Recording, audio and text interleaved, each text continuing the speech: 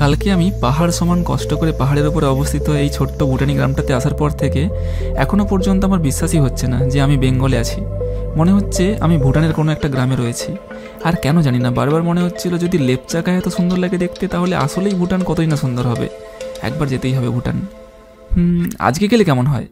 হ্যাঁ, আমি জানি এটা আমার ওয়েস্ট বেঙ্গল ট্রিপ, কিন্তু কোনো পাসপোর্ট, ভিসা, পেপার ওয়ার্ক ছাড়াই যখন যাওয়া যায় শুধুমাত্র একটা আইডি কার্ড দেখিয়ে, তখন 2 ঘন্টার জন্য যাওয়াই যায়। তাই আসল ভুটান দেখতে যাওয়ার জন্য আমি বেরিয়ে পড়লাম লেপচাখা থেকে। সব ঠিক আছে, কিন্তু ভয় তো লাগছে যে আমি 5 কিলোমিটার হেঁটে যাবো কি করে ব্যাগ নিয়ে।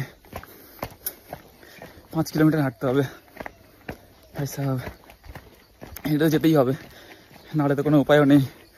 তারপর আবার ভাবছি যে এদের প্রত্যেক দিনের কাজ এটা, এত রাস্তা উঠতে নামতে, এত ওয়েট নিয়ে এরা করে এরকমই।